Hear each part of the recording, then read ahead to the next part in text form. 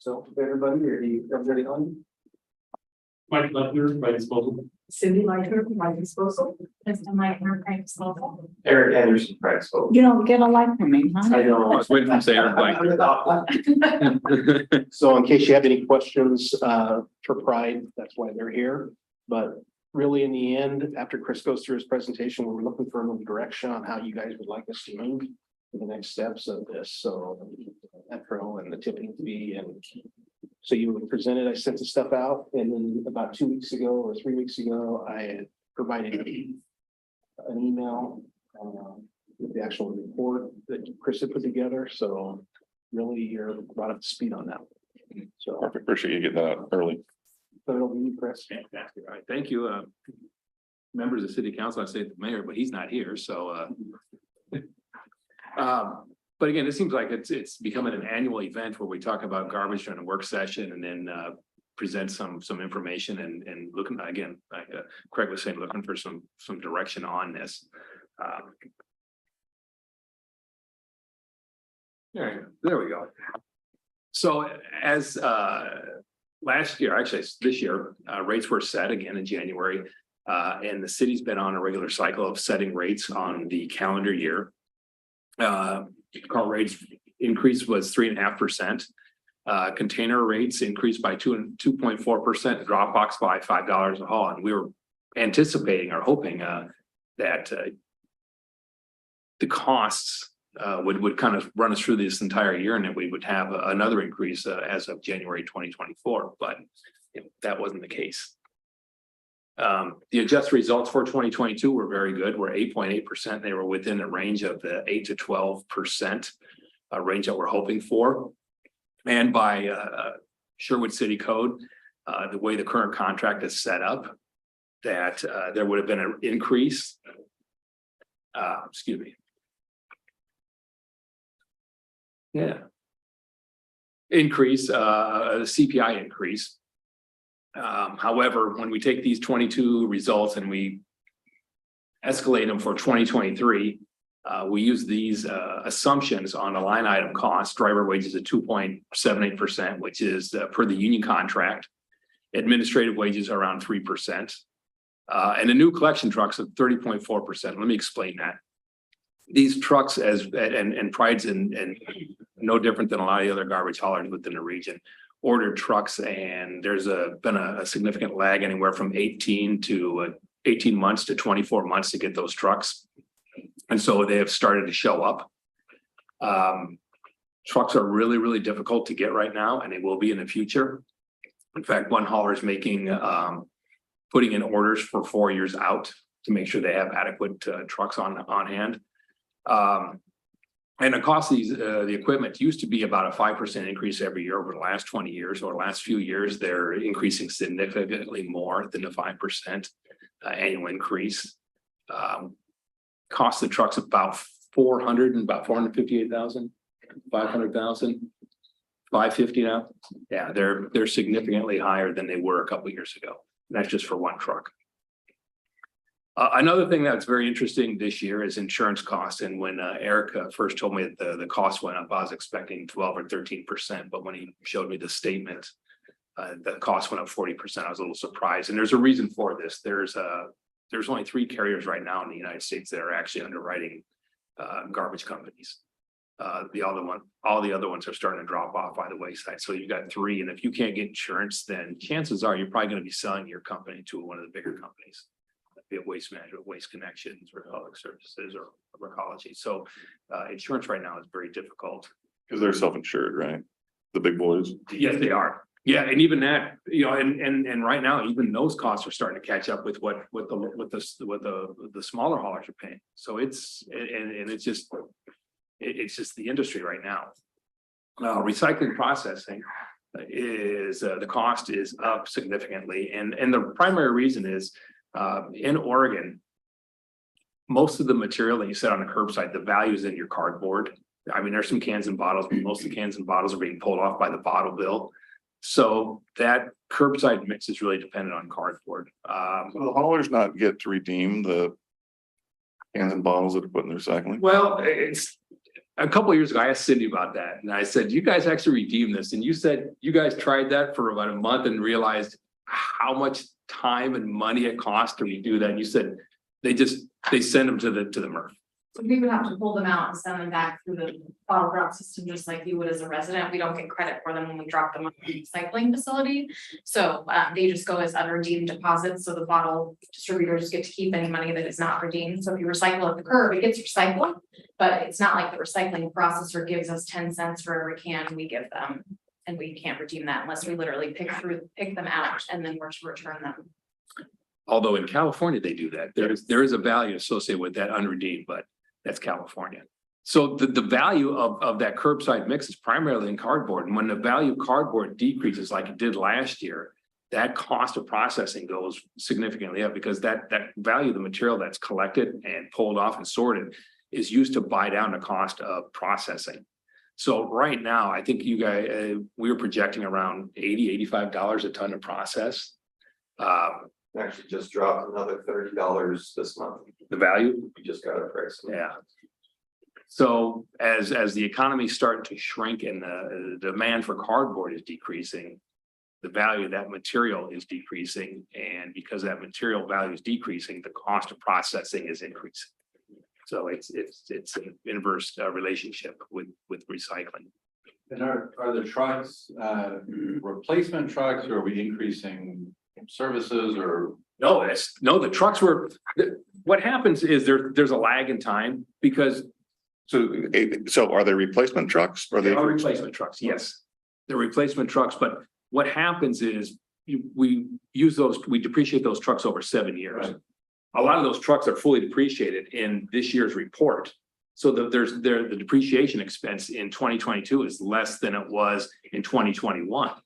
But now we're starting to see those trucks that are coming back in, they're going to be hitting the books this year and next year. So we got to account for that additional cost for those trucks, given the lower depreciation of the prior years, plus the cost, the additional cost above and beyond what the fully depreciated trucks were. Well, no, I understand there's a financial reason for doing it. My question was more, are the trucks broken or can they be extended?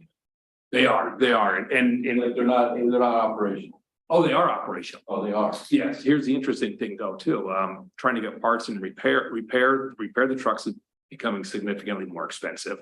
And trying to find people to repair those trucks is becoming problematic. So we've got a lot of problems. If you're owning a garbage or a trucking company, getting replacement parts and finding people to fix them and finding replacement trucks. So an example, last year we needed a truck seat, took us 7 months to get it. So the truck had to sit until we got a new truck seat. Wow. Oh, And it used to be, we run into those issues with parts when a truck was maybe 10 years old. Now we're running into those issues when they're only 4 or 5 years old.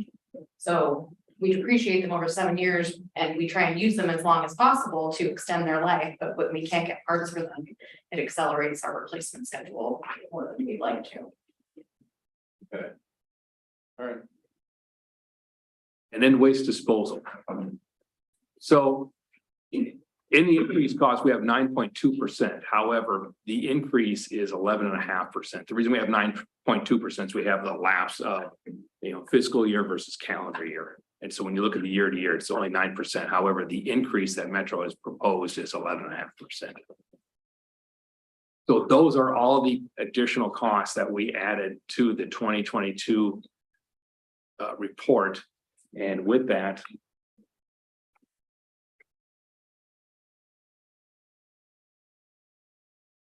let me expand a little bit on disposal too. As I was saying, it was 9.2% in the year to year. However, Metro tipping fee this year was 11.6. And if you recall, last year, Metro said that they were going to raise it around 7% for the next 5 years. And well, that changed this year. They raised it 11.6%. So even 11.6, and then assuming a 7.7% increase like they were projecting last year, you're still looking at a significant increase year after year just for the Not cost. even sure you can assume the 7.7 after what they just. Well, that's, Yeah, lack of trust is significant. yeah, and you're not the only, Troutdale last week said the same thing, and Tiger really wasn't, they hadn't heard anything. Problem is that there's a lot of questions, and, Metro has not gotten out in front of this, over the last few years. So I would anticipate. When you say that, what do you mean? I mean, they've been borderline criminal in their accelerated rate. Well, what I mean is answering your questions, why are they going up this high? The analysis I've done, they're adding a lot of staff. Exactly. They gotta build that, The they beast. gotta build that fancy park facility thing they wanna do, transfer station with. Well, and that's not even included in this. That cost is not included. This is To help pay for the gleaming tower downtown. Yeah. Portland. So- Most of their staff are from home. Yeah, so thank you. I'm sorry, No, they. So Well- this is, Empty tower. yeah, it is clean. So this is the anticipated cost over, the next 4 years in addition to what the increase was this year. And it's significant. It's significant, especially, and we're looking at the 35-gallon cart, which is the one that most households utilize it within the city of Sherwood. So this year it's $8 just for the cost of that disposing of the garbage. That's not counting. 75 cent increase per year, Yeah, just in the per household, just with this Metro. 75 cents a month. Man, I'm gonna buy a compactor and just to pack mine down for 3 weeks before we. and it can use a 20, right? unfortunately, that won't change our disposal costs because you pay by volume, but we pay by weight. So the. Tried to help you. I know. So this is an interesting piece of information. We're looking at 2020. It was $98.64 a ton. In 7 years, we're looking at an increase of 100 and up to 186. Almost great to include this stuff in website and Archer. And this is just what Metro is charging. It's just Metro. This isn't even including. Has nothing to do with- cost, right? It rides across. Correct. Yeah. This is just this. So this is a significant increase. Well, I was gonna say, but in fairness, though, the difference between Metro and Pride is a distinction, but that people don't get and understand, you know what I mean, like. Well, it's just an input. It's an No, I know, expense. but it's just, Pride takes my garbage. Right, and we but see a again, dollar amount. which is why you put Yeah. stuff up and you give a little narrative. Yeah, It says, this is driving your rate. yeah, It's Metro yeah, decisions that they make. yeah, no, I think there is a marketing problem, that's. Interestingly enough, there's a couple of jurisdictions there. The grumbling is, could we separate ourselves from the waste shed? It's sort of in their charter. City of Troutdale is having their attorney look into it. So I don't know what that, what that would entail, but that's something to take a look at. Is it possible to put on the bills?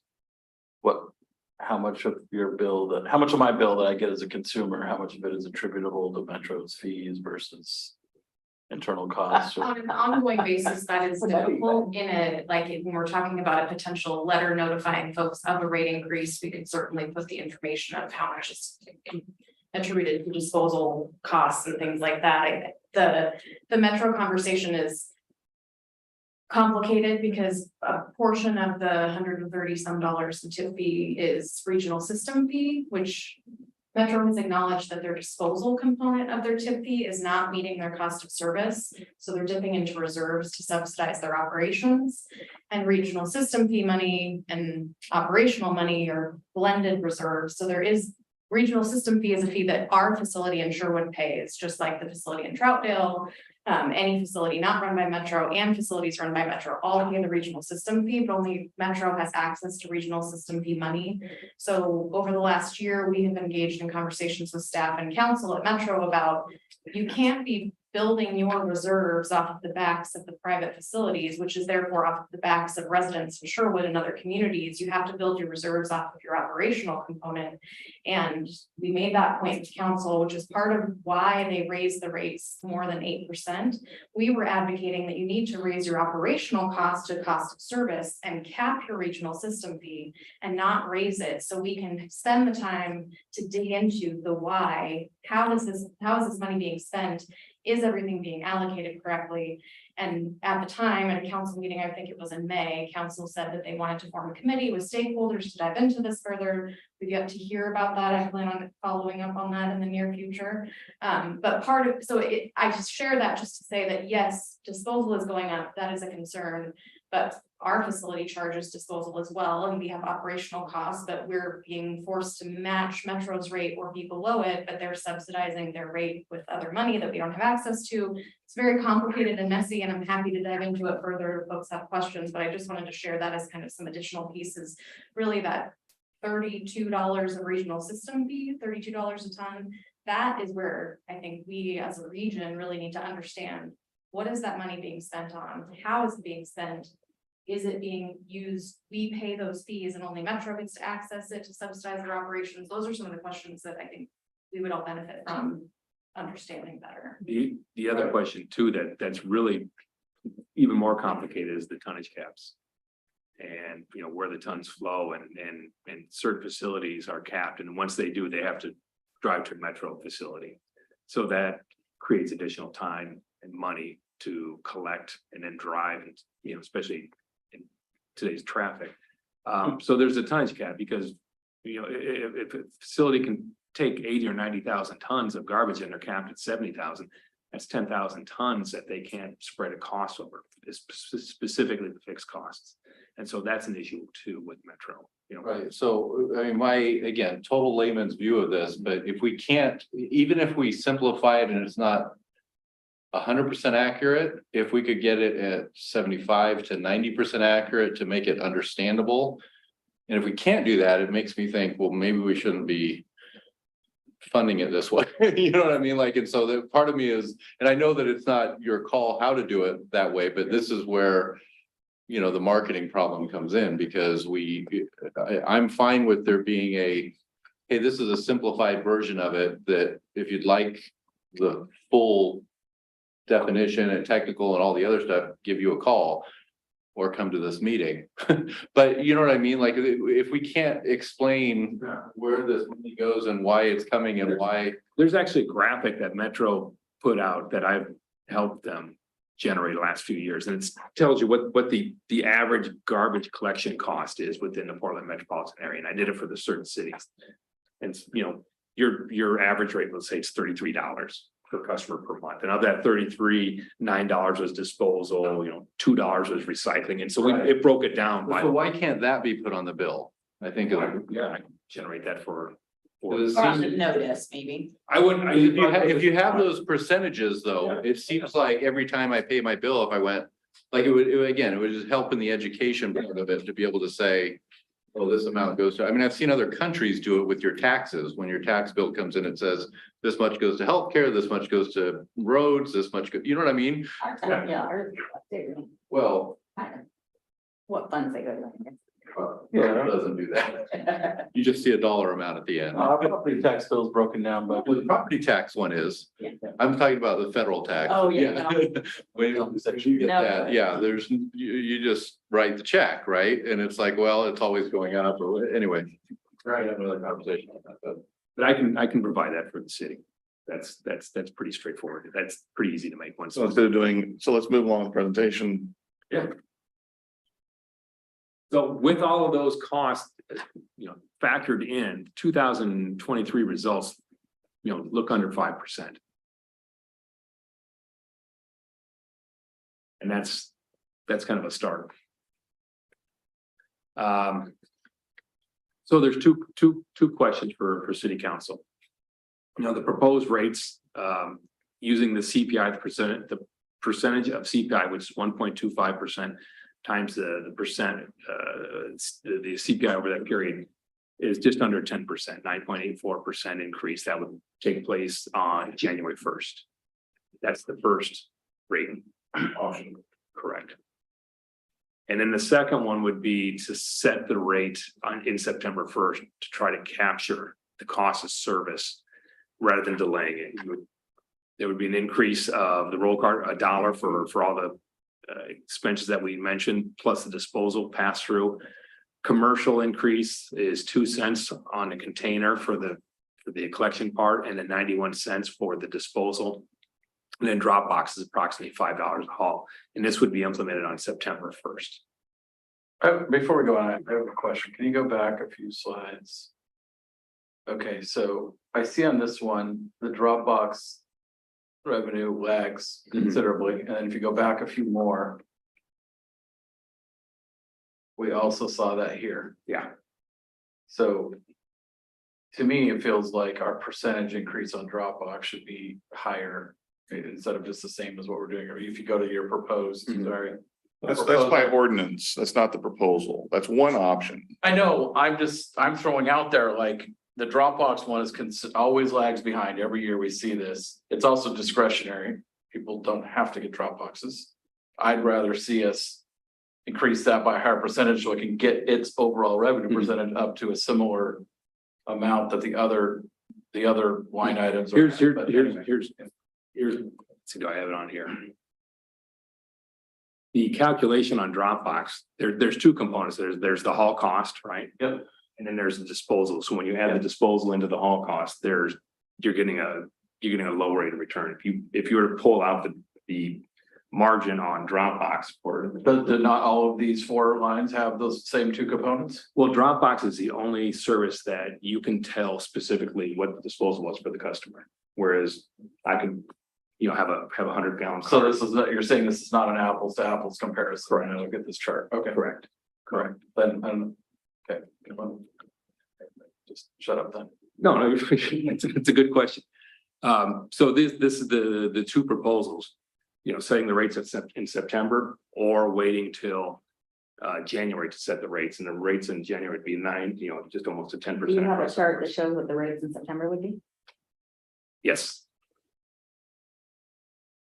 So this right here is the proposed rates for September 1st. So it goes to Doug's point of why is the Dropbox proposal, if you do it in September, only a 3% bump? It would be a $5. $5 flat. Right, but it's less of a percentage increase than everything else. Correct, because I'm putting. I'd rather put more no one needs to get a Dropbox. I mean, it's discretionary, right? So I would rather have more cost increases being borne by that. Than And by people who everybody. have a 20-gallon cart. And don't have a choice, right? But. That's just one person's opinion. So if we do this September thing, does that mean we don't have to do the January one, or we do both? We do September 1st? It incurred in September, and that would take you through. Okay, This so it's year. it's a lesser increase Right because now. we're starting it 4 months earlier. Yeah. Okay, got it. And that would take us through next June. No, it'd take us through the end of 24. But again, we don't know. It could be some crazies. We could get the numbers You're again. gonna be back here again, yeah. Yeah. We're not back, we do this in September, we don't return until next spring, Oh, at least. at least. Yeah. Correct. But they could be asking again for next September or January 25. Right, so it could be January 24 again, or September of 24, or January 25. So would people rather go to the end of the year or do something in September? Just that, Either way, is the outcome the same Yeah, they drive is the there same a total. pro or con for either? Well, the pro is right now, if you set the rates right now, pass them. Number one, it's closer to when the costs are being incurred. Number two, the rates are lower for the ratepayer September 1st. As opposed to almost 10% on January 1st across the board. for September. For September also. As well. And then the question is, do we agree with the logic that you're presenting for a September? Or sorry, Kim, what do you think? I'd rather, charging $1 for whether you get a 20 or a 65, I don't agree with that. The 65 should be 2 or 3 times as much. as Well, the 20. dollar is just for the collection. And then you got collection plus your disposal. So you're looking at Okay, just $2.45. $1, so it's like. Correct. Correct, and the reason is it's this, whether you pick up a 20 or a 64 I gallon got cart. it, I got it. Yeah. I didn't see that. I'm good with September, because I think whether they pay a little bit less from September through December, so you're paying, 15 months, or you pay more from January to December, overall, it's probably the same amount, just spread out over more months. For the consumer. Yeah, I think I'm fine with it. I think it's really gonna be it's just a marketing problem of being able to explain it. I mean, everybody understands inflation and the costs of stuff are going up, but if it feels like it's always going up and I don't know why, that's, I think, where the anger comes from. Well, it is interestingly We're enough. telling them we're gonna do it in September and it's gonna be, so it'll be a 5 point something% increase, or wait till January, and it's gonna be 9.8. Oh, no, I know, but that's why it's easier to swallow a 5 earlier, I Yep, think, but I just.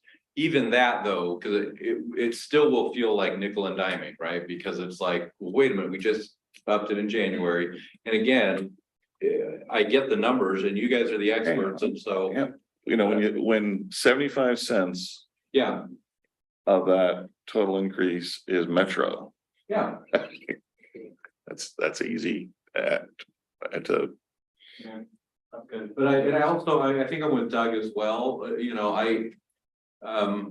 I might bump the Dropbox up just again, because just to make it. At least 5%. Yeah, at least 5, just to 5%, it feels like, again.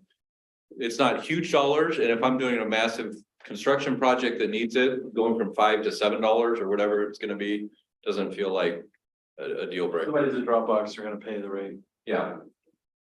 So, It is nice, just as a side note, that the Dropbox rate is an even dollar amount. So when their reps are talking with when they call in board, instead of 153.86, it's all. I'm fine with It's $155. Yeah. $7, it's $155. You're looking at these. 155 sounds way better than 153. I'm fine with you rounding it to make it easy. It's just, it seems out of line with 3.3. Did you guys Right, think this doesn't we'll have pass this less Yeah. Dropbox rentals if it's 155 versus 150, or whatever number you come up with to make it 5? But Big chunks of our Dropbox work right now is all the construction going on. that all comes up with. Whatever you come up. No, it's fine. It's $7 is, it's right in line. It's 5%. Yeah. This is my first meeting like this. The yard debris, that's not calculated in the disposal to Metro, is that correct? Correct, so that's a separate, I'm sorry, I should let Chris answer. No, it's It's a separate disposal. We do pay to to compost our yard debris, and when we added food starting in January, that rate did go up. Okay. And then one of the increases unexpectedly, we asked them, what are your rates gonna be for 2023? And we got them, and then in, I think, March, they were like, oh, by the way, here's another rate increase. And we we're like, that would have been nice to know when we had gone to all of our cities to project the cost for the new program. So I believe Chris has built in the additional cost for the yard debris processing as well. And it's part of the collection increase. And have you noticed a significant difference in trash to yard debris for people one or the other? Or We haven't, I mean, the average amount of food that gets added to the total yard debris load, once we add food in, is about 5% of the material that's in the truck. So it's not significant, but it's also a service that has been something we've been asked for years from customers. We want the service, And so it doesn't, residential composting doesn't create a huge amount of diversion from the landfill, but the people that participate appreciate doing it, but it doesn't drastically change the percentage of the material we put in. Anything else before we move on? So we'll have this back, try to get it back to August 1st, with the changes you want to see. That's the next council meeting, and we can move forward. We'll leave you guys a month's time to get this out. Thank you. Thank you. Thanks. So next is legislative update, is, you're on. You're in person or, remote? Good evening. Good idea. Have you heard from Yeah, there. And maybe. I don't know. Nobody knows.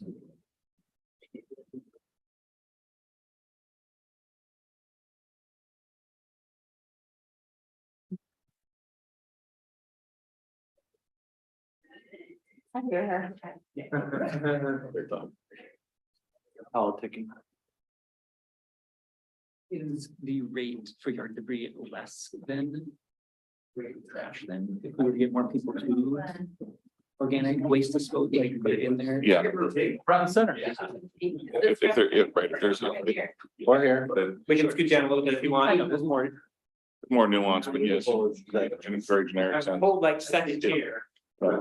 Yeah. What's the deal? Is The it fact is people consumed less, and if there was less tonnage, because of the, It's wireless. So there's like wherever the PCs. dongle. do you need to use the thing for your, whatever. Compost. Right. Food, compost. Advanced supply? Right, yeah. Okay, Okay. well, that's We used to handy. drive at very short distance. and now So we're not sure how far away from the Wi-Fi signal we get. Oh, I can be wherever. Well, we'll try it there. If we need to move, you can. Wow, Well, welcome. Great to see you. great to see you. And the mayor did not want to converse with you today, so he's not there. I don't know what We you joked said about to it. him, but he's not attending, and instead you get me He still and the rest of looks us. So we like you. He has family in town. Well, thanks We'll- to you all, but We'll not the mayor. we'll get some deep analysis to figure Tim and your issue out, but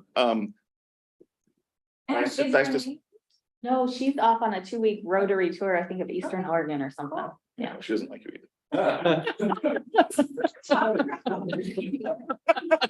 Golly, Well, warm room. We all like you. we like you a lot. For here. I'm glad to be here. I don't think I know everybody in the room. I wonder if- Well, I mean, with the counselors, it's really good to see you all. So we'll just go around and say, well, you are. I'm Courtney Huron. I'm the state representative for Sherwood and really glad to be here to do it. I hope I don't bore anybody with it, but it'll be about a 20-minute presentation about kind of some of the high level overview of some of the bigger takeaways from this session. Awesome. Yeah. Craig Sheldon, Public Works Director. Hey. Nice to meet you. Keith May is council president and whatever the role is, I'm filling in for the mayor today. We want to go. We'll do the wall after. Taylor Giles, city councilor. Good to see you again. Ryan Adams, city attorney. Dan Stankey, city councilor. Scott, city council. Something where he said before. Bruce Coleman, Economic Development Bruce, it's Manager. good to see you in person. Eric Rutledge, Community Development Director. Oh, cool. Nice to meet you. Ryan Crawford, IT Director. Chief. Hey, Oregon Road Center. President Spicer, Community Service. Erica Palmer, Planning Manager. And Joy Chang, Senior Planner. Love it. Okay, Awesome. I really appreciate it. You bet. What do you know? What do you got to share? You got 20 minutes. 20 minutes. All right, so 5 minutes of Q&A. well, and I'll try to go fast, so hopefully we can have a little bit more Q&A too. So our legislative session wrapped up. We do 6 months in the odd numbered years, so January to June, and we wrapped up at the end of June on our constitutional sine die, June 25th. And so generally, our legislative focus was many different things, but some of the higher level ones that we focused on, of course, building and preserving affordable housing, responding to homelessness generally, and strengthening our schools, of course, is something that I, as an educator, am very, very focused on. Addiction treatment and mental health, something I know that Councilor Browse and many people in Sherwood are working hard on addressing. We address barriers to healthcare generally, and another area of focus of mine was expanding access to childcare and responding to the needs of our families across the state. Ensuring community safety is something that broadly our legislature is really interested in supporting, and so we definitely did that, although that's potentially something Sherwood wants to talk about as one of the safest towns in Oregon. I know that y'all are really involved in safety conversations. And then supporting economic development. We did that early with the CHIPS Act and throughout. Some significant state investments that we can be excited about are put it at the top here, 10.2 billion for the state school fund. That'll support our K-12 students. And that was the result of a lot of advocacy and a few squeaky wheels to make sure that we are stabilizing the current service level that our schools need. Now, that is not an increase necessarily, that is providing what we're currently doing for the following biennium. In addition to that, we did support with 140 million to address the literacy challenges across the state. And we advocated strongly to address our educator workforce crisis. We have educators leaving and, you know, after their training up, and we need to make sure that we're providing working conditions to help them stay, apprenticeships, mentorships, and supports for them to continue their profession throughout their careers. We invested nearly $2 billion to build homes and stabilize Oregonians at risk of homelessness, one of the top issues for Oregonians across the state and all of our communities. We invested 153 million in mobile crisis response. That's the infrastructure and coordination, and 172 million to help families with cost of living increases. Reducing child poverty has been a focus of our early childhood and human services chair and all of our members on that committee, and that's one of the committees that I serve on. We have invested $4 billion in funding law enforcement, community safety, fully funding the Oregon Department of Emergency Management. That goes to a very broad swath of different policies. I believe that's everything from wildfire to responding to the new measure that passed and addressing gun safety and in our communities, community response to violence. 260 million is now invested in our semiconductor industry, making sure that we are prepared to compete for those jobs and boost our economy. Ideally, that's a boost not only for the semiconductor industry, but for all related industries around there. That would include, again, the childcare industry, as well as a lot of our food establishments, et cetera, that are nearby these areas of growth. All right, some of my personal priority bills. This is a list of things that my team and I worked closely on. We really dialed in on the Wood Springs situation in Tigard, where a significant number of seniors were going to be destabilized when their publicly supported housing was then going to bump up to market rate after a federal subsidy expired. So knowing that we have about 7,500 people across the state of Oregon in similar situations, we went to work trying to figure out how we can make sure that when a renter who is relying on publicly subsidized housing, when their rent jumps to market rate, that there are some logical supports. They're going to get information before they sign on to a lease now. They're going to have a safe harbor period where their rent will rise a reasonable amount, not do that immediate jump for a period of 3 years.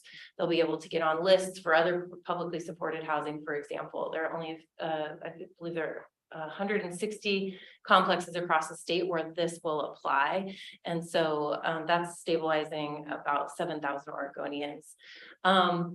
I worked really hard on the Toxic Free Kids Act, updating that, modernizing it, and now OHA is able to ban the certain toxic chemicals that are impacting children's health and are in their products, so they are able to address that. I'll go a little quicker here.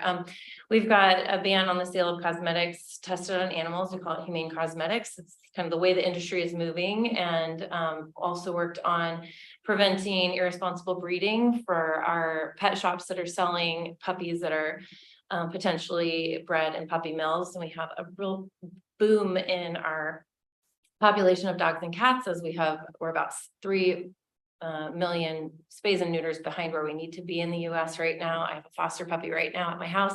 And we just, our rescues are busting at the seams. So we improved cybersecurity for public entities, and we expanded access to outdoor preschools by allowing a pathway to licensure. I'll talk a little bit about that later. And then we increased support for domestic violence survivors, working with Clackamas Women's Services, making sure that our policies align with federal language, which when they didn't, we were barred from certain federal funding sources. So now we're aligned and able to have full funding. I worked on strengthening our public meeting laws, making sure our Government Ethics Commission can intervene when they, regardless of whether or not they've had a complaint, if they are aware of a violation of public meeting law, they're now able to intervene. And there's going to be training provided for many entities so that people who are new to public service are aware of what public meeting laws are. And then our really important to me, after being a teacher in classrooms in multiple different districts with poor ventilation or no ventilation. We are going to have some federal dollar investments. Now we've created a pathway for federal dollars to support ventilation projects for schools. A lot of our districts and a lot of the school districts I represent in our House district have already addressed ventilation very well, but across the state, this is a huge issue. And then we also improved data collection for outdoor school programs to make sure that we're serving kids across different socioeconomic and geographic and racial lines. Some of my bills had an alternative path, but the work still is moving forward. So I worked really hard on making sure that we were letting the legislature and the governor know that we needed to hold out ODOT to a really high standard in their planning for our transportation. And ultimately, we were not able to get our other tolling bills passed, but I was able to move forward with the concept that I introduced. House Bill 3614 would have put a pause on tolling legislatively and created a task force to oversee ODOT. Instead, the governor, that was kind of a catalyst for her implementing a pause through executive order. And we have now a legislative subcommittee that will do some oversight and study alternatives for ODOT's planning, which I would argue can improve.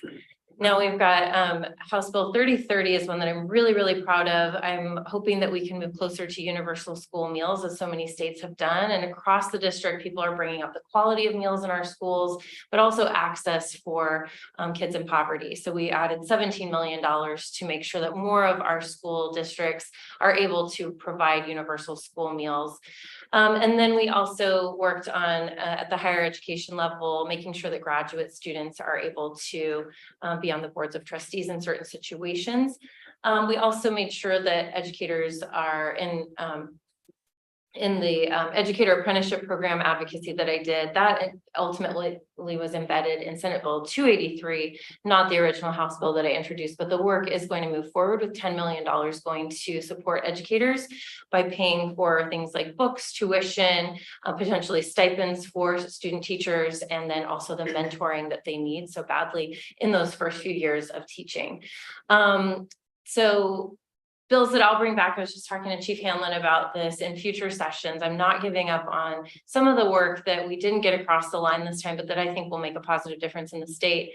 House Bill 2739 is a bill that would help us establish a better process for stabilizing school funding, because stability is really my goal right now. We've got, arguably, we've got adequate school funding in many of our districts. As a teacher, I'm always interested in bringing down class sizes further and making sure that curriculum is up to date and that trainings are available. So there's always a little ways to go, but stabilizing school funding is the goal of this particular bill, with conversations with school experts so that we're getting actual current service level calculations that are more accurate. House Bill 3035 is one that I care a lot about, and is one that I started before the threat to Middleton, but that really brought home the importance of what is going on in communities across the state. It would have established the crime of threatening mass harm and fill a gap between when an individual makes a threat and when they act on that threat, so that we would give law enforcement the tools to respond and keep communities safe when a credible threat is known. And then House Bill 3032 would help incentivize home sharing by making sure that when an individual rents out a room in their house, their own house, those empty bedrooms, if they rent out a room for, I believe it's less than $1,000 was the amount in our bill, that they would have then not have to pay income tax on that particular on that particular income. I'm saying the vast majority of folks aren't reporting that. I'm sorry, what? Don't you think most people aren't even reporting that income when they rent out a room? It's possible. A lot of people, do this with family members, but really incentivizing the organization Home Share Oregon that's working really hard on this is really saying, instead of saying, why should I rent out my extra room, have kind of a mindset for some people, why not? We have a lot of people who are mortgage burdened and also rent burdened. And if they can match up with this organization and that work that Home Share Oregon is doing, we can potentially, we have tens of thousands of empty bedrooms across the state. Even if 2% of, or probably millions of, if 2% of Oregonians offered up a room in their home, I believe we estimated 30,000 bedrooms would be available then, and that's really, you know, in utilizing existing infrastructure to respond to and potentially change some stigma, getting us back, opening people's minds more to a boarding house kind of mentality again, and potentially that's part of our temporary or long-term addressing of the housing crisis. We need to establish a better driver's ed program access, I believe. And as a parent of somebody going through driver's ed this summer, you know, seeing how much they've grown as a driver and knowing that we have disproportionate numbers of people who are not able to access driver's education that are also then pulled over or unaware of laws. The particular emphasis is we worked with Sheriff Garrett and the Latino Advisory Council to do a pilot project to make sure that people who are Spanish-speaking drivers have access to quality education materials, tests that are better translated, and then potentially piloting a program to train drivers that are able to spend that time learning how to navigate our roads safely. So with a little bit deeper dive, and I'm going to go quickly because of time, these are some of the bills that we passed that help us build and preserve affordable housing. And so, again, 3042 that I mentioned responds to the Wood Springs situation. And even though it won't necessarily address Wood Springs, when the Wood Springs, at the edge of Tigard is Wood Springs apartment complex, and the seniors on fixed income would have been houseless, many of them. When I, reached out to the other communities that I represent, they were all saying, Sherwood, Tualatin, Tigard, King City, none of them have extra inventory to house individuals who are needing publicly subsidized housing. And our seniors on fixed income are one of our demographics that I'm very concerned about keeping housed as they age in place ideally, or age with support. And then the rent stabilization is one that I want to call out for Sherwood. So this one limits the annual rent increases to lesser of either 10% or 7% plus the consumer price index. And what I think is important for Sherwood, and probably it's on your radar already, is to know is that is only for complexes that are 15 years old or older. So Sherwood having a lot of newer apartment complexes and some of these, national Cannery Row and the one across Meineke intersection I'm hearing from as well. There are some apartment complexes that are cranking up rent 20%. Cannery Row, I think it was 32% if you sign on for a new lease this month, and if you wait a month or two, it's 50% increase. So we tried to address the 15 years threshold as community stability measure, but it stayed at 15%. So I would like that drop down because we do see some bad actors. I think Stayed at 15 years. I would like to see that be a shorter amount of time. I would like, but we didn't get that changed. We didn't get that changed. Yeah, I believe it was the landlord organizations that were advocating for it to be. So wasn't the 10% on 15 years or older already in place? I thought we had a rent cap. We had something in place for some years. How it went, but it was Tied to the CPI.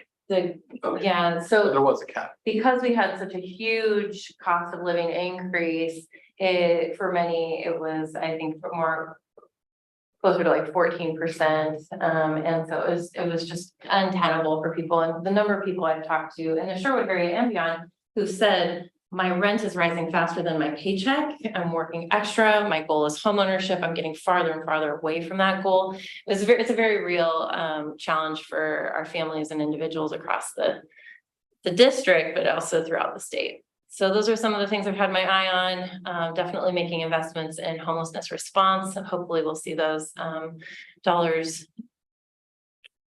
make an impact, a visible impact. So strong schools, I'll talk a little bit more about this. I am the chair of the Education Policy Committee, working really hard to address our educator workforce crisis. So you can see a few of the things that we've done there with the apprenticeship and mentorship program in the first bullet point.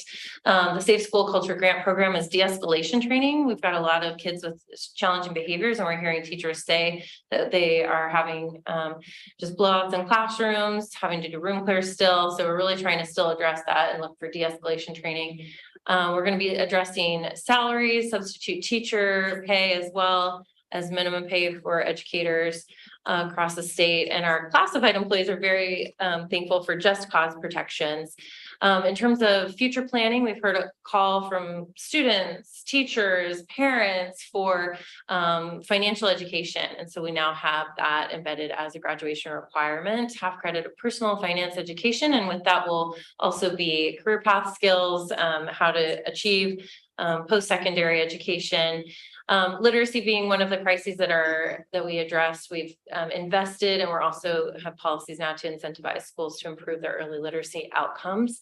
And then I'm really excited. Sometimes it's the simple things that really make a difference. Interstate Teacher Mobility Compact is if somebody moves to the state of Oregon, but their license is from Washington, they have to jump through so many different hoops. The Interstate Teacher Mobility Compact allows for somebody whose state, if their license is from a state in the compact, to work in one of the participating states.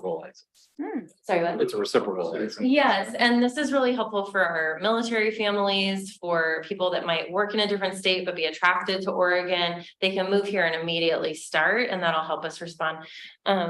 Counselor Mays, what was it that you said? So how many states are in the compact now? So this is all very new. We rushed to get this one through, and we are the 10th state in. There are about 6 other states pending. Because we were the 10th, the first 10 get to be at the rulemaking table. So when there's any rulemaking, Oregon will be participating. So we were really focused on that one. And I'm just super grateful. Neighboring ones in? It's actually there. I think that the West Coast is in, and then there's some East Coast states that have pending. But it was primarily West and Central US. Yeah. The But- similar one for nursing as well, right? Yes. So they're probably modeling after that, Yeah. right? And then we worked really hard to make sure that students with disabilities are given access to full days of education. We've seen a pattern of abbreviated school days specifically for students who are with IEPs.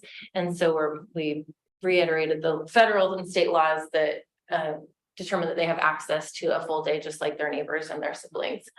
So in terms of addiction treatment and behavioral health, we funded the 988 suicide prevention line. We worked really hard on fentanyl and opioid harm reduction, increasing access to naloxone, and also increasing penalties for possession of certain levels of fentanyl. We've worked on fixing Measure 110 implementation, very problematic there. So hopefully that will help for more people to access pathways to recovery. And then behavioral health has been a huge crisis for the state. So we've got more broad investments in the response and coordination. In terms of access to healthcare, we did address reproductive health care and make sure that medical providers' ability to care for their patients is protected. Nurse staffing levels is something that we prioritized as well, and making sure that we have pharmacy benefit managers, regulations that'll help hopefully decrease the cost of drugs for Oregonians and even protect our small pharmacies. Finally, we've tried so many times, each of my sessions I've been there, we've tried to pass this improvement of access to life-saving HIV prevention treatment. We finally were able to get that across the line. And then our Universal Health Plan Governance Board is set up. That is in response to the voters passing Measure 111. And this board will make sure that we are moving closer to the constitutional right now to access healthcare. In terms of childcare, we expanded home-based childcare and new facilities with investments and policy changes that we're looking at zoning. The task force will help us understand how to, for example, if we are setting up semiconductor land to have adjacent childcare facilities, does the zoning need to change, for example? Oregon's Kid Credit is one that many legislators are celebrating with $1,000 of child care per child tax credit, and that is for qualifying families. It is our most impoverished working Oregonians that will be qualifying for that. Community safety, that category includes many things, but to highlight our public defense system crisis is one that we were really trying to respond to effectively. It might need more work, I would argue, but we are closer to a more efficient system with the investments made, hopefully by recruiting, retaining, and offering counsel and offering representation to people. Gun violence prevention, we were able to prohibit the sale and manufacture and import of ghost guns. And then also bias crimes being a huge topic of conversation. This expands legal protections for victims of bias crimes, including the right to be consulted in plea negotiations, and home address confidentiality shows up in a lot of different conversations relative to community safety. Driving under the influence, we strengthened the DUI laws by expanding the definition of intoxicant. I want to thank the Sherwood PD for all of the work y'all have done. I follow the social media and it sounds like that's just been just more common than I think any of us would like to hear, but economic development we did early. The CHIPS Act we passed, I think this was one of the earliest ones. In the first 60 days, we did our housing package and our CHIPS Act, making sure that we are competitive, as I said earlier, with the global market. And, as we compete with the federal conversation, we want to make sure we're continuing to draw semiconductor industry here.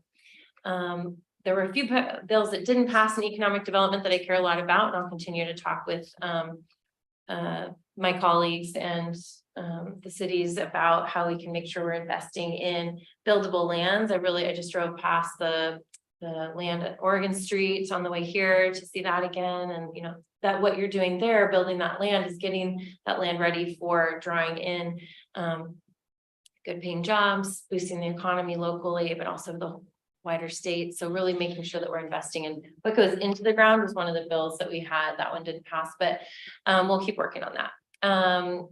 And so we've got the economic incentives modernization package there, as well as broadband expansion again, and applaud of the work that Sherwood is doing to have local broadband. And it's been great to work with Mayor Rosner as he has led a lot of those conversations now in his role in the broadband conversations.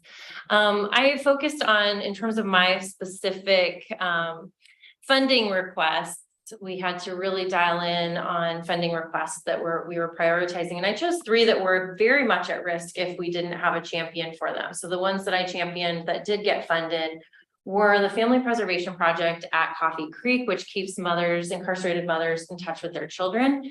That program will now continue. It's a partnership with the, I believe it's the Y and Coffee Creek Correctional Facility. It's wraparound services, legal advice. I also championed the CASA funding that's needed to make sure that we have court-appointed special advocates. We're recruiting volunteers, training volunteers, supporting the CASA network of Oregon. And, that really, when children in foster care have a CASA, they spend generally less time in foster care with fewer foster care placements. They have higher rates of counseling, treatment, and graduation rates. And they have somebody that they know cares for them, because the CASA's only job is to look out for the kids. So it's different from, parents who might be fighting, or, the court. The CASA looks out for that child. I really believe in that program.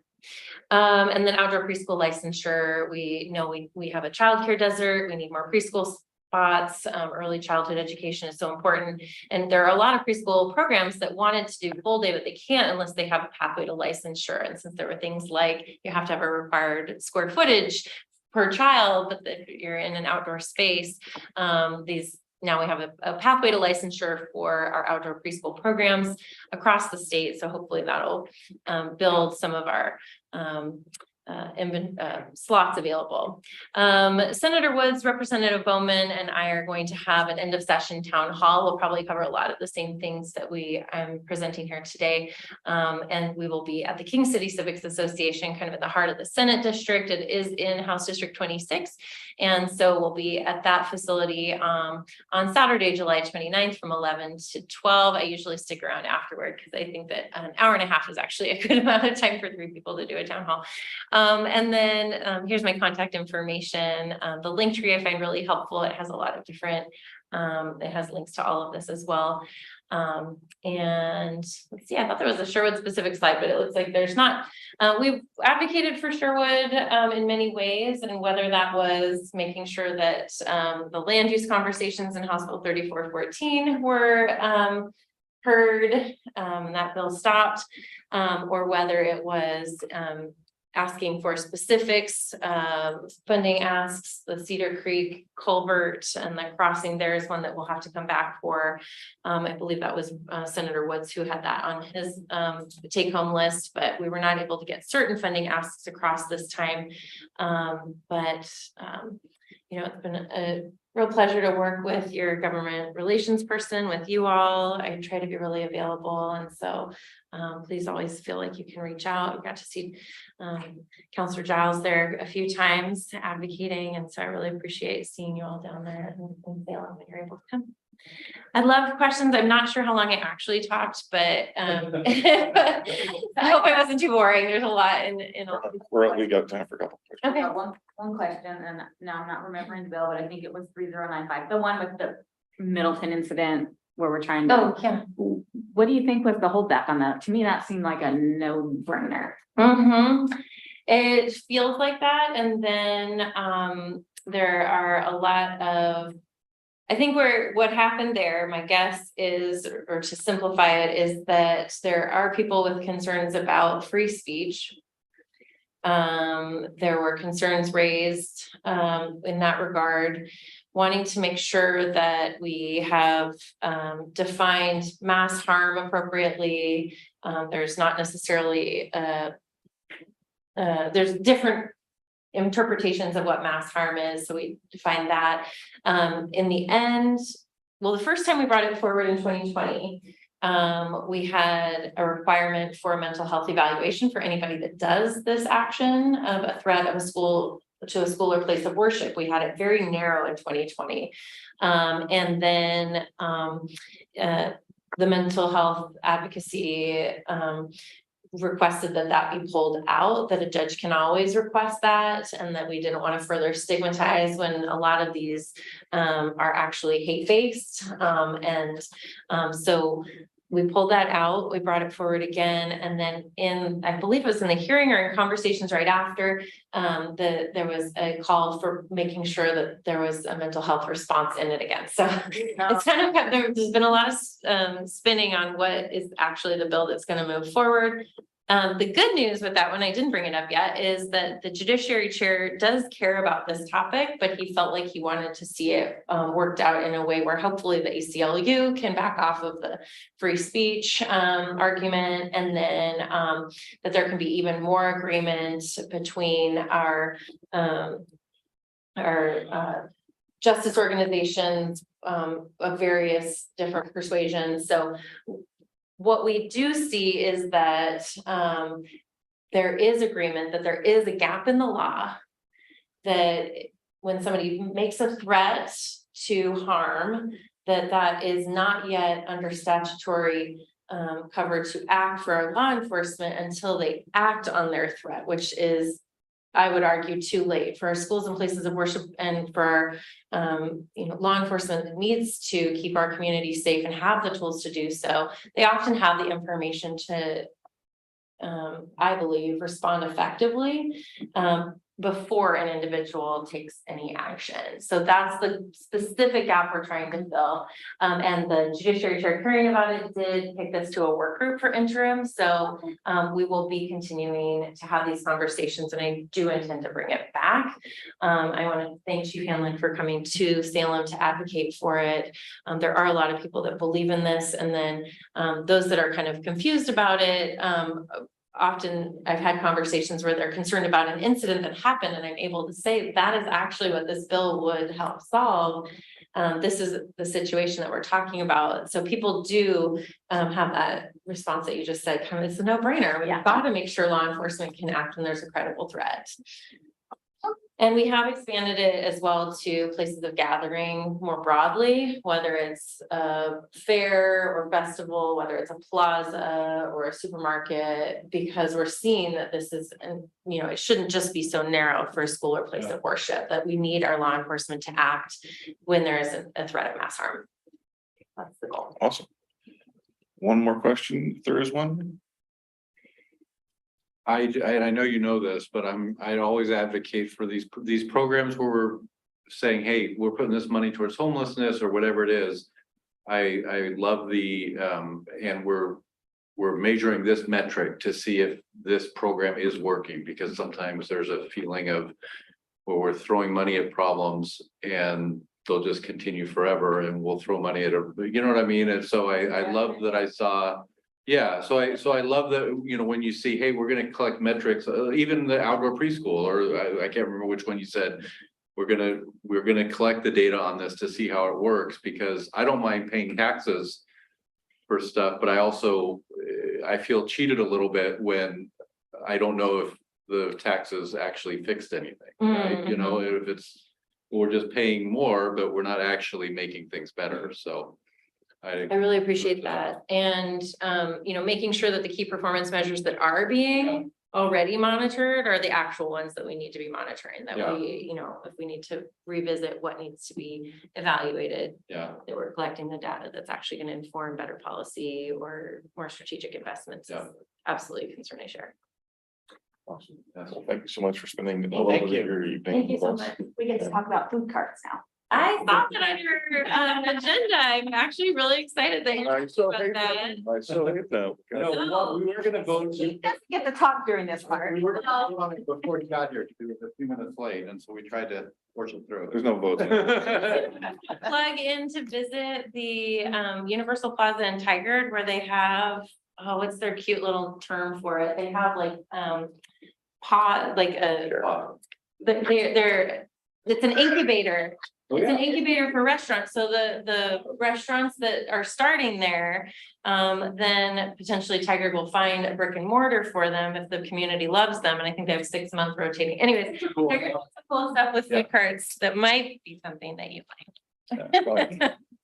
Doubtful. Okay. Get the food carts right here. All right, thank you, everybody. Thanks so much. All right, Erica, you're up. And I apologize, you have less time to talk about a subject I don't want to talk about. Well, then you can just shut up. All the rest will talk about it.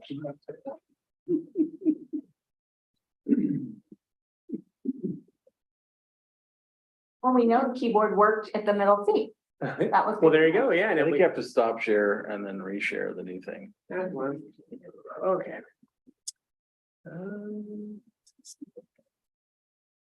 I'm at the ragged egg, it's a jumpy. Yeah. There we go. All week for it. I went to the asylum up in Portland on Hawthorne Street. Took pictures of it. We had a lovely lunch, and I thought, this is perfect. There were tourists there taking pictures of the metalwork and the different things, and I was talking to them, and they're like, oh, we came around. This particular window, you didn't share the other window. There you go. Yeah, no, I was just, the button clicks are not, some of them are hitting or some of them are not, so I think just do left, right. Left, right. There you go. I can walk All through right. two similar versions of these things from my office. I've gone to them how many times in my life? All right. Okay, so this is our third work session on the park pods. And so what we've heard from you from our previous two work sessions, that if we were to think about food cart pods here in Sherwood, you would like it to be a destination. And so what is included in a destination, you would like to see permanent, like a permanent food pavilion, permanent restrooms. We're talking about 5+ food carts located in a pod. And if located in Old Town, some of the Old Town design elements should apply to the facility. We talked about where these. Would it be applicable to the carts as well? No. No. To the building. Just the building. All of his questions are meant to derail the conversation. I move that we don't allow them. Yeah, phone works it. So we talked about, you know, what zoning we could allow these food cart pods in, and we talked about the retail commercial, and in your packet that we sent out last Friday, we included that zone, but then we also looked at the general commercial zone, and so that's a question we can talk about tonight, whether or not you would want to include both of those zones for food cart. At our last work session, council wanted to see more information on tax assessed value, so we included a matrix for different food cart pods around the region to show you the assessed value and the market value. The real market value of those sites. And then I know a couple of counselors really wanted to see a draft code. So we put together a draft code that incorporated. all That of- I read all of, by the way. Me too. Yeah, great. Wow. Um, All right. you know, that really included all of our discussions around Yeah. food cart They were destination. Yeah, I loved it. significant improvements over the last version. Very good. And by the way, just help me remember, on Sherwood West, by the high school, there is a retail zone, a retail commercial. There is, Okay, yes. cause I want one over there too. And we also included And you can. you know, additional photos. So this is from Happy Valley, that's their Happy Valley Food Station where they have the food pavilion and then the carts around it. Are the And carts on like both- into the building where you? There's a go? breezeway, There's a- so oh, basically it works Oh, I for 12 see. months out of the year, so Okay. you're underneath the Gotcha, breezeway. where those things are. Yeah, And then they have like big barn doors that open. it. everything goes, yeah. The Lebanon one is very similar to that design. It And makes it then really full. This is the new rendering for the facility in Hillsborough. And then this is the map on the left, it shows both zones. Retail commercial is in the pinkish red, and the general commercial is in the tan color. So can we just pause here? Yeah. So I just to elaborate a little bit between the zones. So you can see RC is going to be around retail commercial where we're currently proposing. It's going to be kind of our core six corners area is where all of the retail commercial is. Those large lot Safeway, Hobby Lobby, the Ross and police station, and then Cedar Creek Plaza. And then Old Town is really where the other retail commercial comes in. So right now, the code is written just to have RC. And one of our key questions for you, if we do bring a proposal for permanent code, should we also include GC? So I think mainly to your point, Counselor Giles, it's that all the way down Highway 99 on the south. It's those vacant lots that we have on that north side. And then the Regal site would be included as well and across the highway, so. All right. Give a strong recommendation either way on that. I'm looking at it and I don't really see I think a strong preference either way, but it'd be smart to do both. to do both, it's more flexibility, yeah. Yeah, Doug, my feeling is if some of those sites that may be difficult to develop or different, it's like, well, if this gives them another option to do it, then it's, why not, right? Right, Keith? Speechless. He keeps opening his mouth, but nothing comes out. I agree probably for both zones but not on government property. I'm good with that.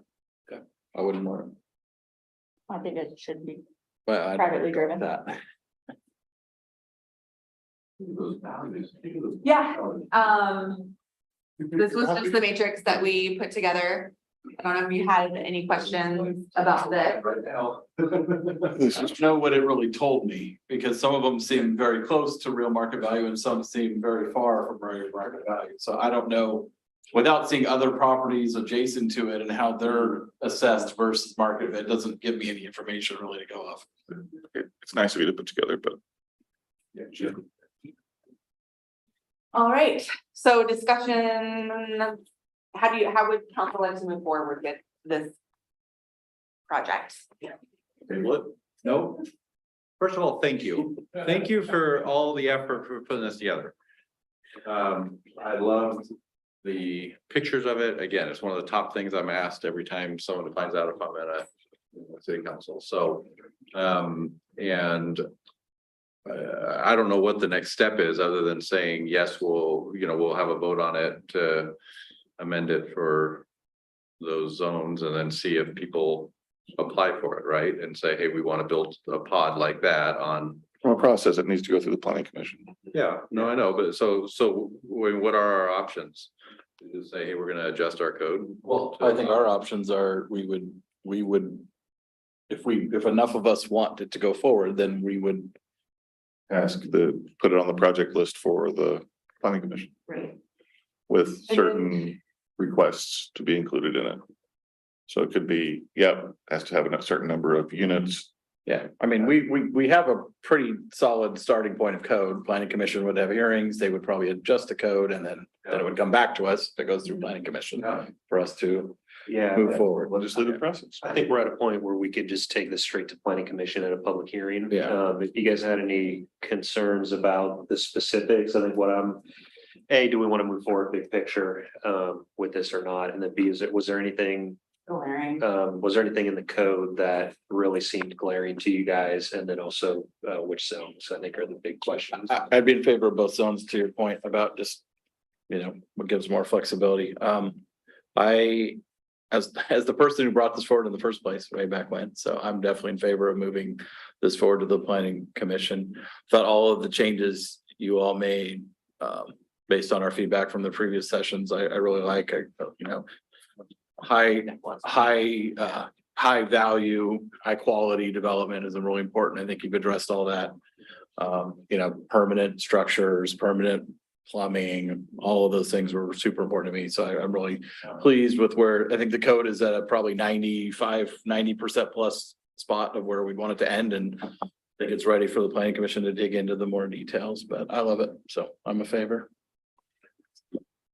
Just a few other comments. So type 4, how we have it set up right now is it's type 4 land use decision. So that's planning commission, wouldn't come to council, but it's planning commission public hearing. With a conditional use. Conditional use. So planning commission does have, and it's not housing, it's not clear and objective. They have a lot of discretion and design standards and, other requirements. Minimum of 5 food carts. So if you're proposing less than 5, you have to, any food cart proposal would have to have a minimum of 5 carts. Come up with that number, by the way, It's just from us, yeah, just. Remember when they did that? The reality is, it won't be viable, economically. I know, that's what I was worried is that it was actually too low. I was thinking, well, maybe it should be a little. I think we want it to be lower than what's viable. Okay, perfect. So then they decide, the market decides, right? All right, that's fine. And then the last, I think, key point was 1,000 square foot permanent. Minimum. A minimum 1,000 square foot permanent dining structure. So it doesn't need to be enclosed. It could be like a canopy, but it needs to have some presence. So one request. For whatever it's worth. It's gonna move forward. Can we put in color palette standards? We did for Old Town. No. For these things anywhere. So we have our Old Town design standards, but I mean, just so we don't have a hot pink Yeah, food truck. Oh, the trucks themselves. Yes. I would agree. I don't want eyesores, lime green. Yeah. Typically, the trucks are not part of the development. Yeah, so we can do. Yeah, for a truck to be parked semi-permanently, it should not be. But they own them. Their trucks are usually previously owned and then they contract with these facilities for a year, 2 years, and then they leave and somebody else comes in. It's great. They can put a skin on it. They can paint it. So it's not outrageous. Yeah, I mean, I think at a minimum, the primary and accessory structures, if we want to color palette on those, for sure, we could do it. Yeah. Individual food carts, then we're kind of getting into the branding of the individual businesses, Which we do anyways. So please throw it up the flagpole. Hold on, do we? If a company has an ugly color logo, can we say you can't put that on? Yeah, we can.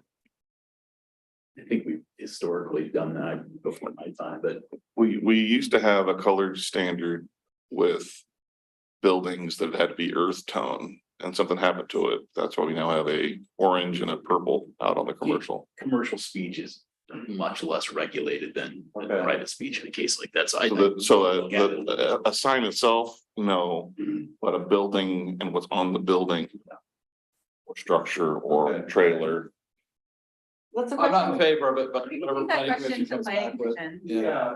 I think let's have a more in-depth Would there be conversation. similar that there would be if there is a sign on one of these food trucks, there should be some sort of sign standard on the food Okay, truck. so that was my question. All signs on mobile food unit are exempt from sign standards of chapter 16-102. Why would we exempt the Because truck. like That's how menu every sign- food cart pod in the Like the world menu operates. signboards, Well, other small signs like on the truck themselves. Mm. So we do have a sign standard for if you want like a large commercial sign advertising the The pod, pod. yeah, that Well, falls under the sign. and by the way, how some of these cities may be getting around it is they say it's not, you can't have them visible by the street, and so like. That's what I'd be The asylum, you just see the wall surrounding it with, plants growing up and stuff. Street, then it's, That's Yeah. where I'm at, and I So think you that's walk where we into need it, to. It's like, oh, I don't care if, cause like on our street design, you can't have 100% of your face be a sign. But if it's a food cart and you're in the food cart area, why do you really care? Right. You know? So maybe the visibility from the street Yeah, can be. You can't have your sign sticking up over the top of the food. yeah, with cart. flags up but there. if there's a food cart on the end of facing the street, that whole side of that food cart cannot be a sign. Yeah. They'll probably be screened. Yeah, Usually, so usually they're fully. Let's add, I'm fine adding what Counselor Mays just said, if we just add the visible from the street language, Jean's great at this stuff. She'll figure it out. Yeah. Gene will figure it Yeah, out. Gene will figure it out. Right, when you're standing between two gut trucks, I don't care what the Right. walls of those things look like, other They're than not that they're public sidewalk or clean, street. hopefully, and sanitary. Oh, yeah, well, that's all got. Okay, that was the question I had. Okay. Sorry, go ahead, Dan, you were gonna say something, I don't know, were you gonna say? No, it's the same. Oh, okay. Anything else? And they still have to abide by flags. and Yes. All that other good stuff. There's no- Flag signs are No prohibited. flag signs. No flag sign. So one thing I really like. I know. Yeah. You know, with the flags. No wavy vans. No inflatable gorillas. No and wavy wavy van. No. So one of the things that I really like about the code though is that minimum building size. Just like how Symposium gives us an unofficial kind of living room / meeting space that the community uses that we're not having to pay for. I feel like this is another opportunity for that, where it's like, hey, we need to have a place for, a Little League award ceremony. Okay, everybody go there, get the, and we just have it in that thing. And it's a gathering space that we're not having to fund, but is a community asset because we're forcing them to say, hey, you gotta have a building. And frankly, if you can get drinks there, perfect. We'll, make it mom and dad happy. So, yeah. Yeah, it's a booze. I have another question that's a little beyond this, if somebody can answer it. So I know our code doesn't allow these roaming trucks around our neighborhoods, but we have some that are roaming. Yeah. How can we allow, I mean, I don't think it's a bad thing that Kona Ice and the ice cream truck stop at Cannery Square when the kids are out, but our code doesn't allow that. So but my understanding is we're complaint driven. So I'm sure nobody's complaining. How can our code allow that, but then not allow massive, every taco truck to, I mean, I don't know. Is there I any? feel like we should Step go off for lane. code that allows for roaming vendors that don't stop for longer than 15 minutes in a spot or something. I don't know. Chief, do you know? Because they're kind of different code. The nuances, it's a right of way versus private property. So the land use code kicks in for this stuff where we're regulating private property and the uses. If they're in the street, it's right of way. So it kind of. Yeah, this is totally separate from the. Falls under Right. different code. Do you know if we'll have to look into it. I think it's in Okay. our overall food truck code Mhm. prevents the. I was told that a long time ago that we didn't allow it for whatever reason and whatever. I think it's safety, I think because you're in the public right of way and you're stopping and you're stuff. stopping and going. But yeah, I mean, And if we are adding that, let's add a annoying music clause to it.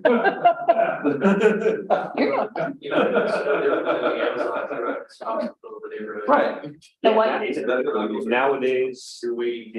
Nowadays for sure. We can look at that. It's probably. Different than that. So you So, got, just to be. On that note, we're shifting. Let's give everybody a 3-minute break until the meeting starts. We're adjourned from this work session. Erica, You were in support of having. Yes, Perfect. yes, thank you. I'm not in support of like every topic. So what we do, I think right now our code is prohibited, so we. Five, I thought it said. Like an hour. Right. But you need to be designated stall, site parking, and